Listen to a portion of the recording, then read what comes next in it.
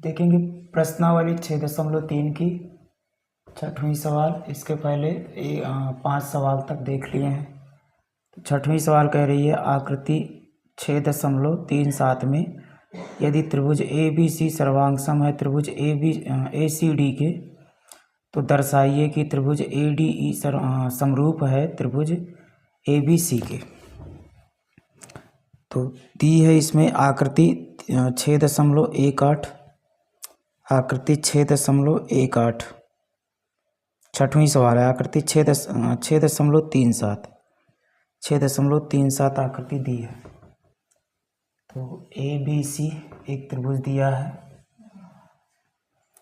त्रिभुज A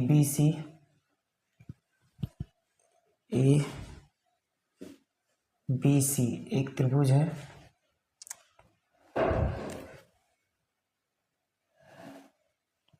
D E भुजा है ये, और बी से ई को मिलाया गया है और डी से सी को मिलाया गया है। चित्र दिया है आकृति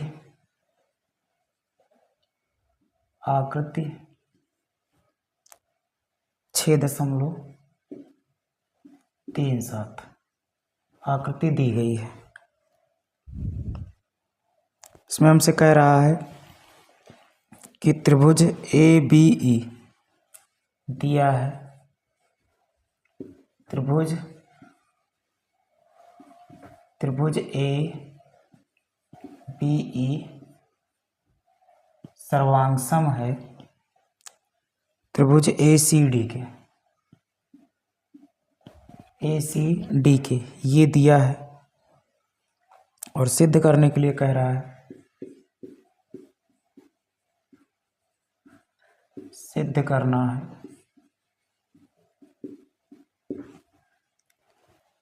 करना है, त्रिभुज ए डी ई, त्रिभुज ए डी ई समरूप है त्रिभुज ए बी सी के,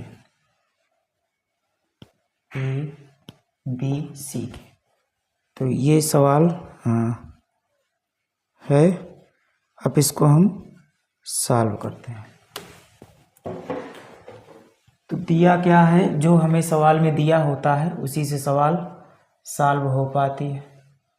तो सवाल में हमें दिया है कि ए बी ई यानी कि त्रिभुज ए बी ई यानी कि ये वाला त्रिभुज ए, गौर से देखना है आपको, त्रिभुज ए बी ई ये एक त्रिभुज बन रहा है, ये एक त्रिभुज बन रहा है। और ये वाला त्रिभुज सर्वांग है ए सी डी के, यानी कि ए सी डी के। तो देखेंगे इसमें गौर से, तो त्रिभुज दिया है त्रिभुज ए बी और ई, ए बी ई जो त्रिभुज है वो सर्वांग है ए सी डी के। तो अगर दो त्रिभुज सर्वांग होते हैं, जब दो त्रिभुज सर्वांग होते हैं तो सर्वांग का मतलब होता है कि वो दोनों त्रिभुज एक दूसरे के बराबर है। सर्वांग का मतलब होता है बराबर। तो अगर त्रिभुज ए बी ई सर्वांग है त्रिभुज ए सी डी के, इसका ये मतलब है कि त्रिभुज ए बी ई बराबर है त्रिभुज ए सी डी के। और अगर दो त्रिभुज समान हैं तो उनके सभी संगत कोण और सभी संगत भुजाएं भी आपस में समान होती हैं। तो चूंकि दिया है त्रिभुज ए बी ई सर्वांग है, त्रिभुज ए बी ई सर्वांग है त्रिभुज ए सी डी के, दिया है। अगर ऐसा है तो हम कह सकते हैं कि त्रिभुज ए बी ई का जो कोण ए है, कोण ए, और हमें सिद्ध क्या करना, हमें सिद्ध करना है ए डी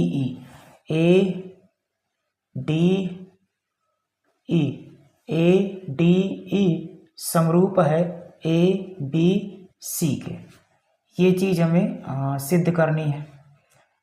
तो हमें जो सर्वांग दिया है उसी से हल करेंगे। तो ABE सर्वांग है ACD के। तो ABE सर्वांग है ACD के। ABE यानी ABE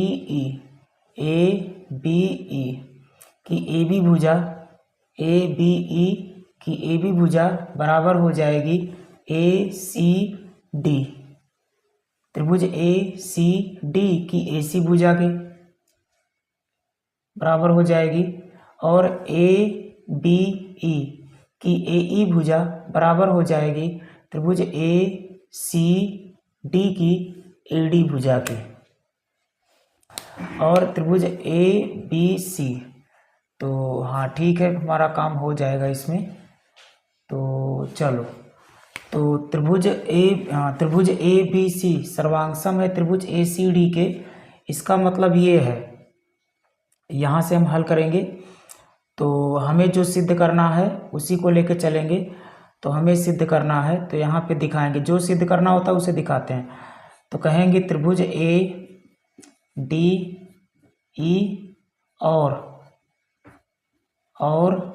त्रिभुज ABC में। तो त्रिभुज ABD, त्रिभुज ABADE, तो त्रिभुज ADE का जो कोण A है, कोण A, या फिर त्रिभुज ADE का जो कोण A है, या फिर ऐसे हम लगाते हैं इसको, और सरल तरीके से बताते हैं आपको। तो सबसे पहले हम इससे निष्कर्ष निकाल लेते हैं, उसके बाद सिद्ध करेंगे ताकि आपको ज़्यादा समझ में आए। तो त्रिभुज ABE की जो AB भुजा है, AB भुजा ये बराबर हो जाएगी AC भुजा के, यानी कि AB भुजा बराबर AC हो जाएगी। और जो BE है ये CD के बराबर हो जाएगी। तो यहाँ से कह सकते हैं BE बराबर CD और AE बराबर AD हो जाएगा। और कोण A तो फिलहाल दोनों में होगा। तो ये जो हमें दिया है इससे हम इतना निष्कर्ष निकाल सकते हैं, इससे हम इतना निष्कर्ष निकाल सकते हैं। अर्थात यहाँ रीजन अगर हमें देना हो तो दे सकते हैं, कहेंगे दिया है, ये सब हमें दिया था। अब उस तरफ देखेंगे, अब हमें जो सिद्ध करना है उसको एक बार मेंशन करेंगे। तो हमें सिद्ध करना है त्रिभुज ADE और त्रिभुज ABC सर्वांगसम है। तो जिन दो त्रिभुजों को सर्वांगसम सिद्ध करना होता है सबसे पहले उसको हम लिखते हैं। तो इस त्रिभुज को इस त्रिभुज के सर्वांगसम करना है, तो इसको हमने लिख लिया। अब सर्वांगसमता कसौटी हमें पता है। तो त्रिभुज यहाँ से हम देख रहे हैं कि त्रिभुज ADE जो है, त्रिभुज हमें सिद्ध करना है ADE और ABC। तो त्रिभुज ADE, तो त्रिभुज ADE की जो AD भुजा है, त्रिभुज ADE की AD भुजा, त्रिभुज ADB और त्रिभुज ABC हमें लेके चलना है। तो AD भुजा AB भुजा के बराबर है और AB भुजा AC भुजा के बराबर है। तो यहाँ से हम कह सकते हैं कि AD बटा AB, AD बटा AB, AD यानी कि AD, तो AD भुजा जो है हमारी वो AD भुजा और AB भुजा का अनुपात बराबर होगा AE और AC भुजा के अनुपात के, AC भुजा के अनुपात के। इतना होगा, यहाँ से ये हो जाएगा, यहाँ से ये हो जाएगा, क्योंकि AD बराबर है हमारा AE बराबर है हमारा AD के और AB बराबर है हमारा AC के। तो इतना हो जाएगा ये। बराबर भुजाओं का अनुपात भी बराबर होता है, तो समान भुजाओं का अनुपात भी समान होता है, तो इतना हो जाएगा।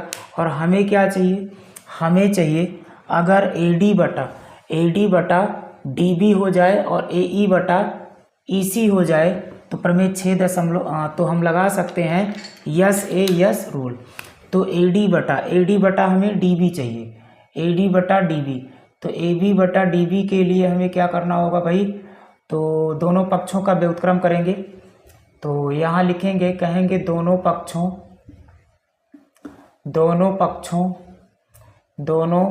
का व्युत्क्रम करने पर, तो दोनों पक्षों का व्युत्क्रम करेंगे। जो करें दोनों पक्षों में करें तो गलत नहीं होता, तो दोनों पक्षों का व्युत्क्रम करने पर तो ये हो जाएगा AB बटा AD और बराबर हो जाएगा AC बटा AE। अब हम क्या करेंगे, दोनों पक्षों में एक घटाएंगे, चूँकि हमें प्राप्त करना है AD बटा DB, तो AB बटा DB प्राप्त करने के लिए अगर हम AB में से AD हटा देंगे तो हमें DB मिल जाएगा। तो दोनों पक्षों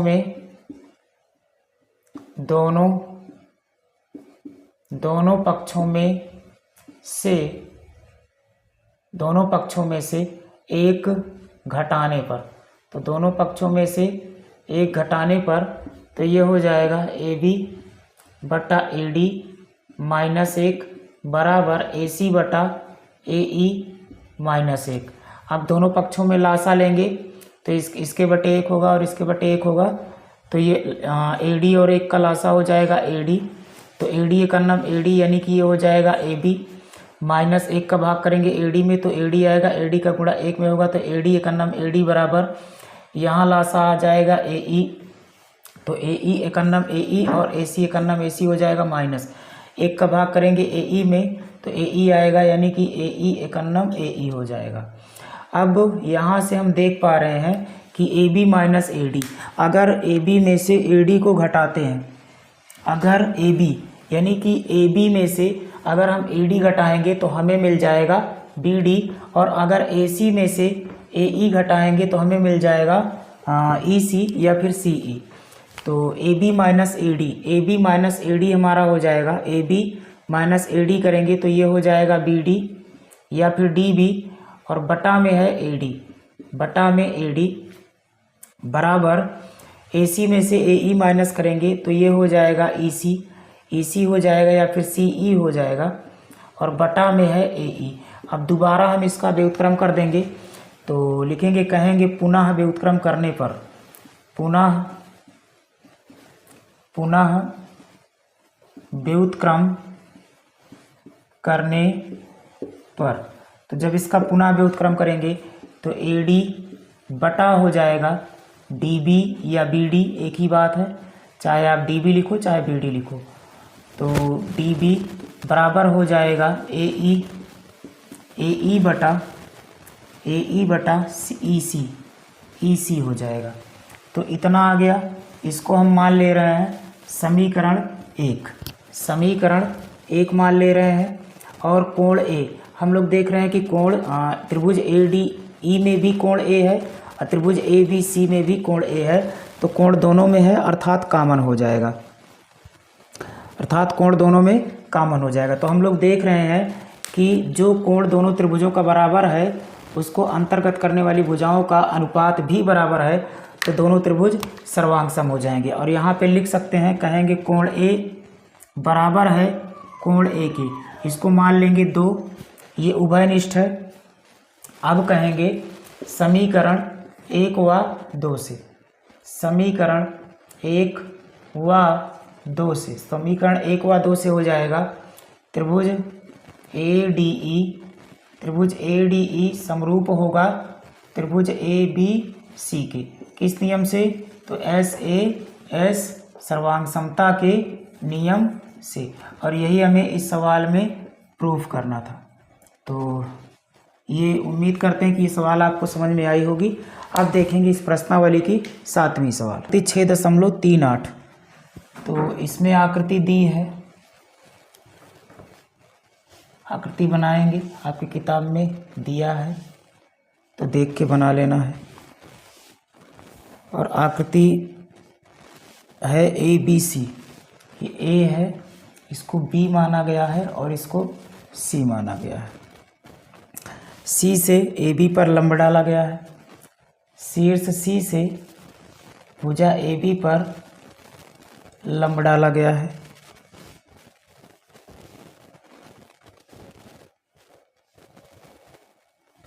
लंब डाला गया है और इसको ई कहा गया है। और ए से बी सी भुजा पर लंब डाला गया है, ए से बी सी भुजा पर लंब डाला गया है और इसको डी कहा गया है।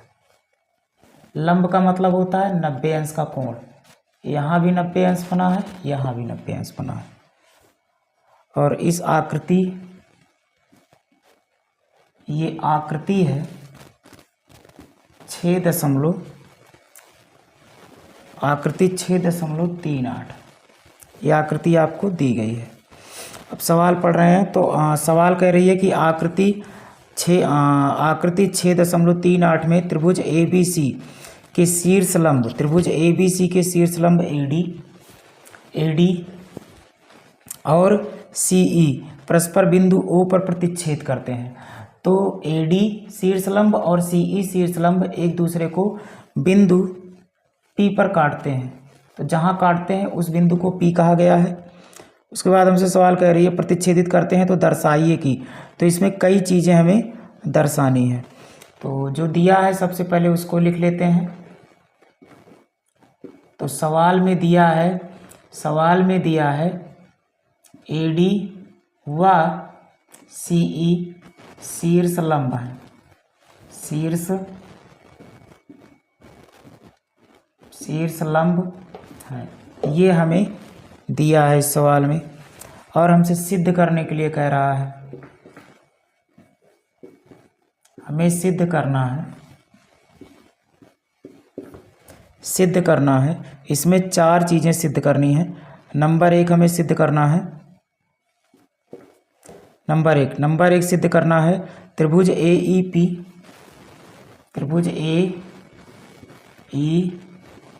पी समरूप है त्रिभुज सी डी पी के।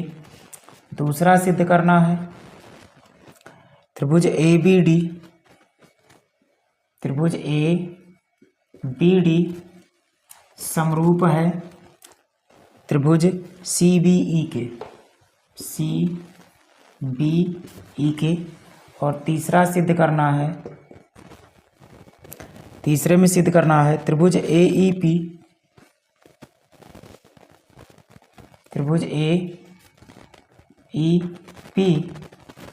समरूप है त्रिभुज ए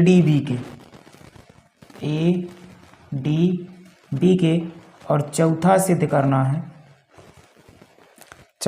करना है त्रिभुज पी डी सी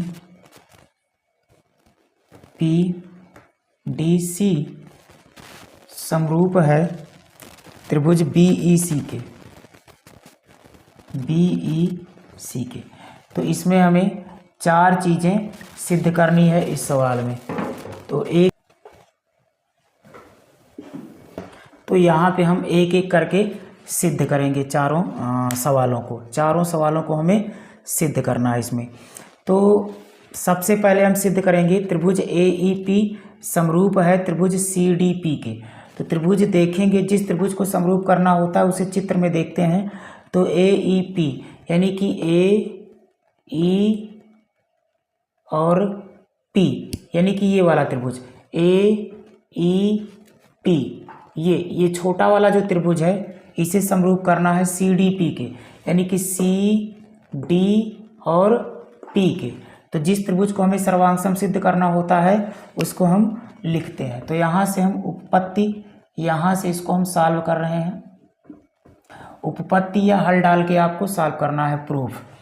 उपपत्ति या हल या फिर प्रूफ डाल के आपको सवाल को लगाना है।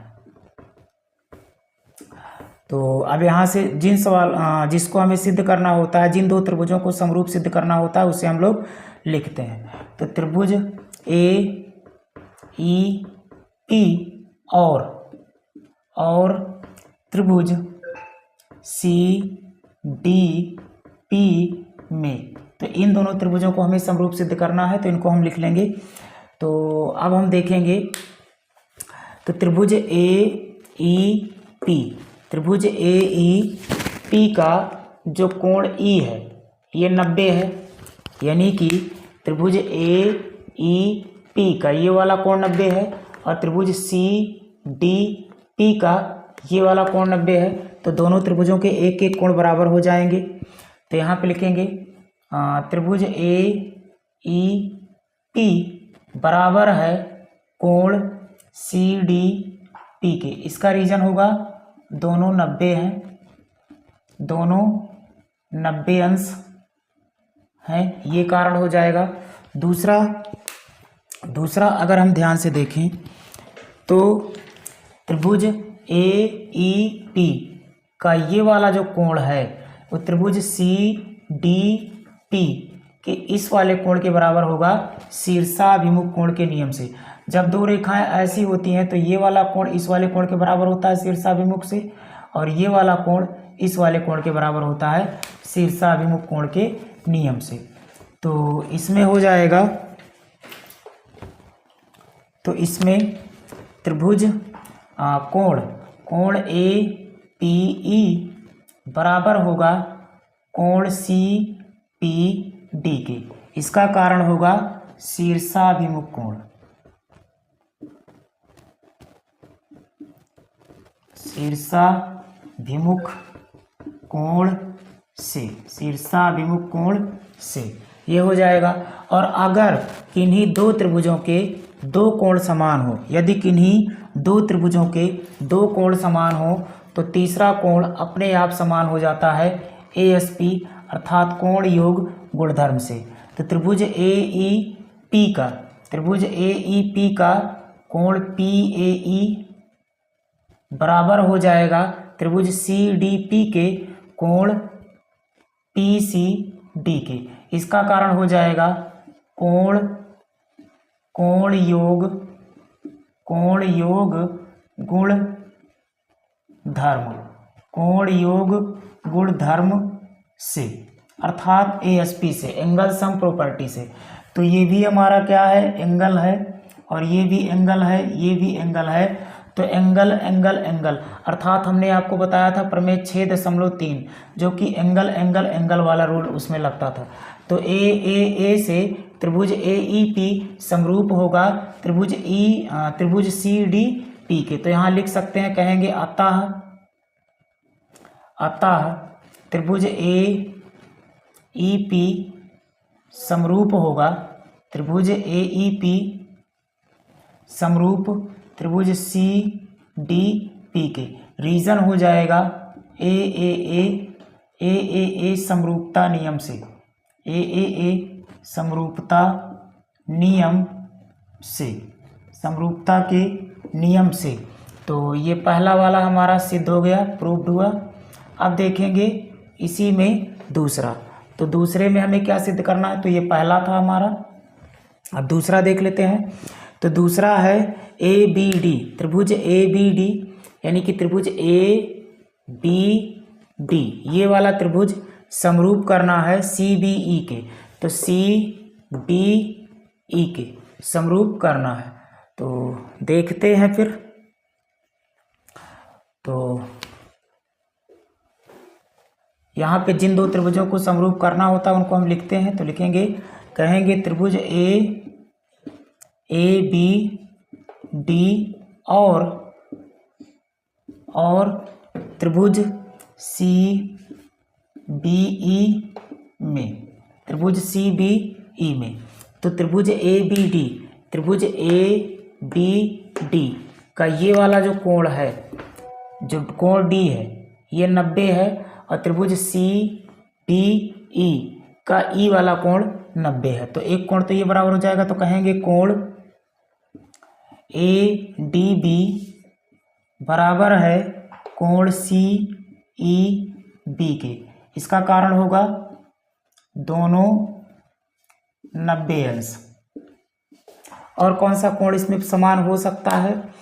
तो त्रिभुज ए बी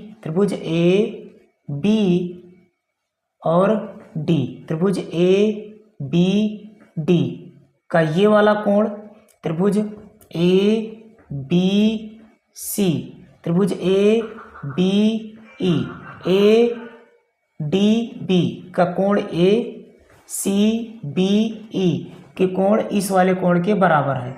क्यों बराबर है? क्योंकि ये वाला त्रिभुज इस वाले त्रिभुज के सर्वांग समरूप है, तो सी पी सी टी से ये वाला समान हो जाएगा। तो दूसरा कोण हमारा बराबर हो जाएगा, कहेंगे कोण बी ए डी बराबर होगा कोण बी सी ई के। ये होगा हमारा सी पी सी टी के नियम से, सी पी सी टी से।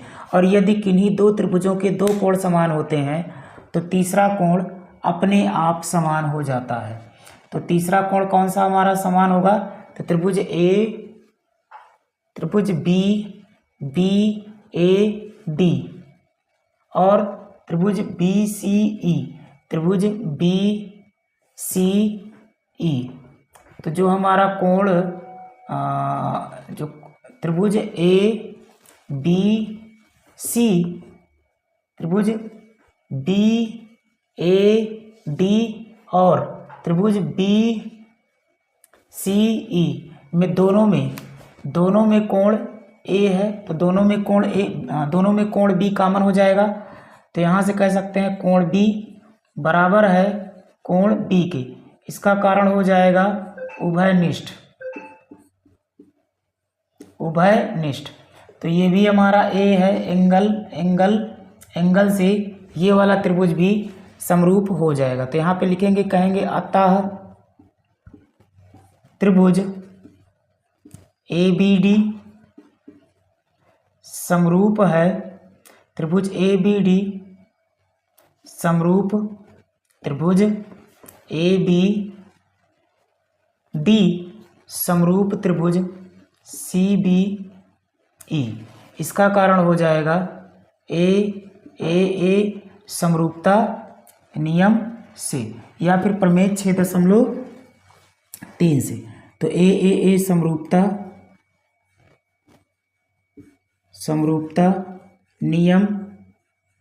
समरूपता नियम से।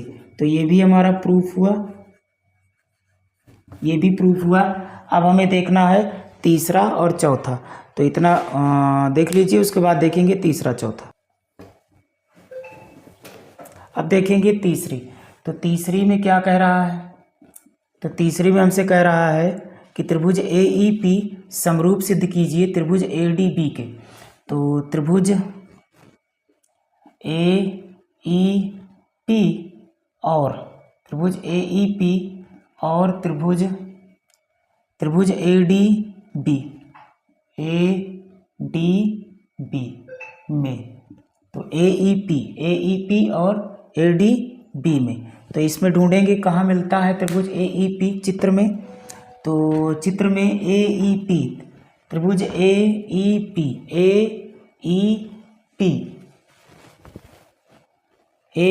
पी यानी कि ए ई पी, ये छोटा वाला त्रिभुज, ये वाला त्रिभुज, और हमें लेना है ए डी बी।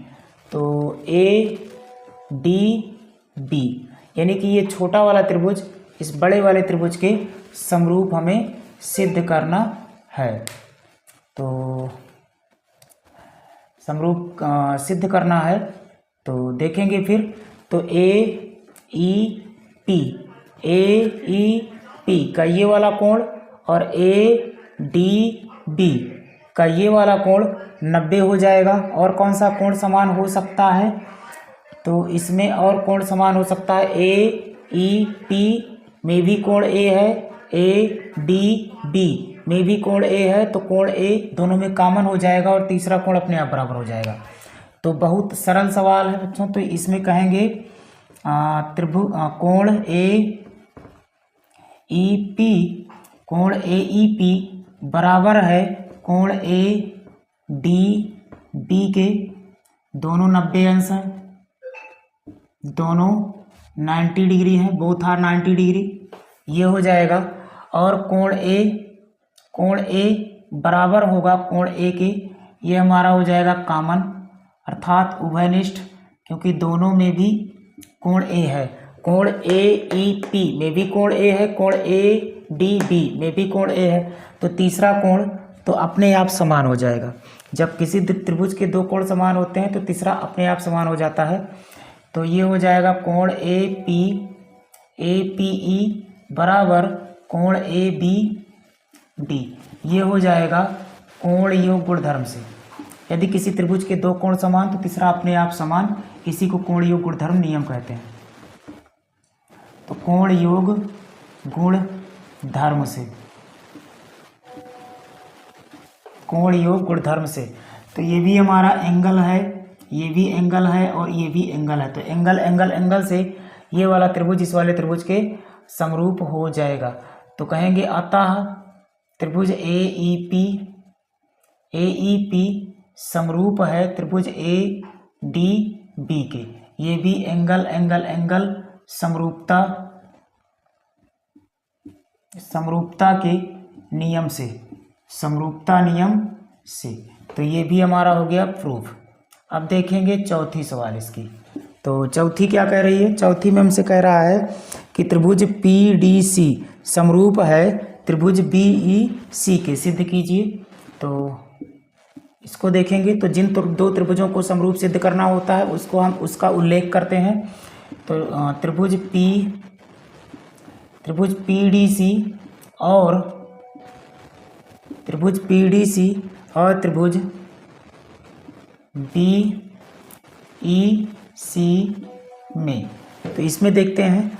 तो हमें ढूंढना पड़ेगा त्रिभुज पी डी सी और त्रिभुज बी ई सी कहाँ है। तो त्रिभुज पी डी सी, त्रिभुज पी कहाँ है भाई? तो पी डी सी, यानी कि ये वाला त्रिभुज, ये छोटा वाला पी डी सी, ये छोटा वाला त्रिभुज समरूप करना है बी ई सी के, बी ई सी के, बड़े वाले के, यानी कि ये छोटा वाला त्रिभुज इस बड़े वाले त्रिभुज के समरूप सिद्ध करना है। तो बहुत आसानी से हो जाएगा। तो त्रिभुज पी डी सी, त्रिभुज पी डी सी कोण, त्रिभुज पी डी सी का कोण पी डी सी बराबर होगा त्रिभुज बी ई सी के कोण ई के। तो ये हमारा हो जाएगा कोण बी ई सी, ये हो जाएगा इसका कारण दोनों 90 अंश हैं, इसलिए दोनों बराबर हैं। और कौन सा हो जाएगा? तो त्रिभुज यहाँ से देखेंगे तो त्रिभुज पी डी सी में भी ये वाला कोण है और बी ई सी में भी ये वाला कोण है, तो दोनों में कॉमन है। तो कहेंगे कोण पी सी डी बराबर है कोण ई सी बी के। इसका कारण होगा उभयनिष्ठ या कॉमन, उभयनिष्ठ है। तो यदि किन्हीं दो त्रिभुजों के दो कोण समान तो तीसरा अपने आप समान। तो तीसरा हमारा क्या हो जाएगा? तो कोण ये वाला कोण इस वाले कोण के समान हो जाएगा। तो कोण सी पी डी बराबर होगा कोण सी बी ई के। इसका रीजन हो जाएगा कोण योग गुणधर्म, कोण योग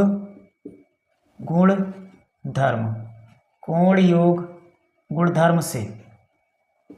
तो कोण योग गुणधर्म से तो हम देख रहे हैं कि ये भी हमारा एंगल है, ये भी एंगल है, ये भी एंगल है। तो यहाँ से लिख सकते हैं एंगल रूल या फिर प्रमेय 6.3 लग जाएगा। कहेंगे त्रिभुज पी डी सी समरूप है त्रिभुज बी ई सी के। किस नियम से है? तो ए समरूपता नियम से। ए समरूपता, ए समरूपता नियम से। तो ये भी हमारी सवाल हो गई प्रूफ। तो इसमें 4 सवालें थी, प्रश्नावली 7 में 4 सवालें थी और चारों सवालों को हमने एक एक करके देख लिया है और चारों में ए वाला रूल ही लगा है बच्चों।